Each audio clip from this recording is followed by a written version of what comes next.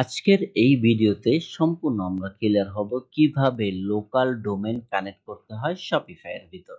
চলুন দেখে নেই যে ডোমেনটা একটা ইউআরএল।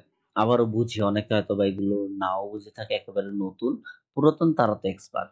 ডোমেন শপিফাই সবসময় একটা সাবডোমেন দেয়, কিন্তু আপনার বিজনেসকে আপনার কাস্টমারদের কাছে পৌঁছানোর জন্য আপনার নিজস্ব ডোমেন কানেক্ট করতে হয়।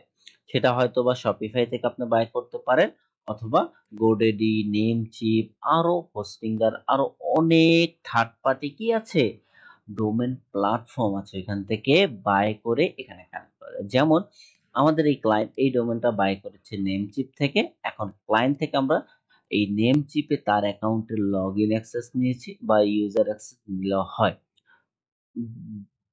দুইটার একটা হলেই হয়। হ্যাঁ, লগ ইন ডিটেলস নিলে বেটার, ইউজার অ্যাক্সেস নিলে মোটামুটি চলে। হ্যাঁ, যে সে আপনাকে অ্যাজ এ স্টাফ হিসেবে অ্যাড করবে, আপনি কাজ করবেন এই টাইপের। হ্যাঁ, গোডেটিতেও নেওয়া যায়, হোস্টিঙ্গারও নেওয়া যায়, প্রতিটি প্ল্যাটফর্মে অপশন থাকে যে হ্যাঁ, যে আমার আন্ডারে যে কাজ করবে তাকে আমি ইউজার অ্যাক্সেস দিতে পারবো। ঠিক আছে, ওকে। তাহলে আমরা দেখি কিভাবে খুব সহজে এটা কানেক্ট করা যায়। Connect existing domain. এখন এখানে আমরা কি দিব, এই ডোমেনের নামটা দিয়ে দেব। Copy that domain and write the name. Next. Next যখন আমরা ক্লিক করব তখন দেখতে পারবো এখানে জাস্ট আপনাকে বলবে যে ডিএনএস আপডেট করুন। কি আপডেট করুন?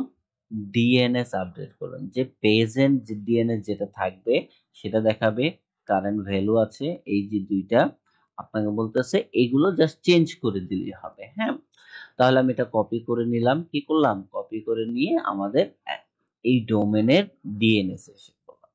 আসার পরে আমি দেখতে পাচ্ছি দুইটা আছে। কয়টা? দুইটা আছে। হ্যাঁ, তাহলে আমাদের কি বললো যে @ তুমি এটা অ্যাড করো। হ্যাঁ, কারেন্ট ভ্যালু আছে, ঠিক আছে। তাহলে আমরা নতুন নিউ রেকর্ডে ক্লিক করলাম। হ্যাঁ, এটা কি ছিল? এ রেকর্ড, ঠিক না? হ্যাঁ, এ রেকর্ড হোস্ট কে @ আমাদের আইপি কি, ওই যে নাম্বার। হ্যাঁ, ওকে দিয়ে দিলাম, সেভ হয়ে গেছে। হ্যাঁ, ঠিক আছে, ওকে। এটা গেল একটা। তারপর যদি আমরা দেখি এখানে আরেকটা, আর এই দুইটা জিনিস আপডেট করলেই হয়ে যাবে। কখনো কখনো কিছু ডোমেনে মাল্টিপল জিনিস থাকে, ঠিক আছে, মাল্টিপল কি জিনিস থাকে।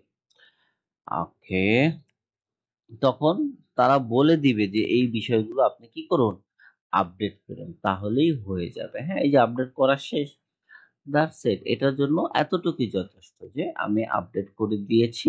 এতে ক্লিক করলে কি হয়ে যাবে, অটোমেটিকলি কানেক্ট হয়ে যাবে, একটু পরেই হয়ে যাবে।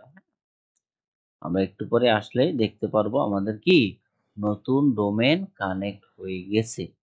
ঠিক আছে, ওকে।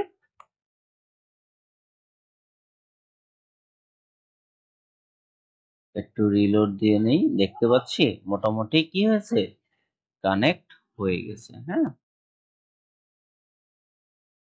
একেবারে সিম্পল, অত বেশি কিছু করা লাগে না। হ্যাঁ, একেবারে সিম্পল। টিএসএল আপডেট নিবে, হ্যাঁ, এটা অটোমেটিকলি হয়ে যাবে, কিচ্ছু করা লাগবে না। আর প্রাইমারি ডোমেন দিয়ে দিলাম,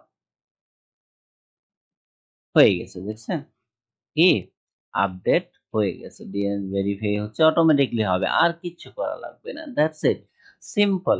জাস্ট কি, আপনার এখানে এক্সিস্টিং ডোমেনের নামটা দিবেন, ওইখানে যা যা ডিএনএস আপডেট করতে বলে আপনার ডোমেনের ডিএনএস এ গিয়ে জাস্ট কি রেকর্ড গুলো আপডেট করে দিবেন, তাহলেই হয়ে যাবে, আর কিচ্ছু করা লাগবে না। আজকের মতো এই পর্যন্ত, দেখা হবে নেক্সট কোনো ভিডিওতে। ধন্যবাদ সবাই।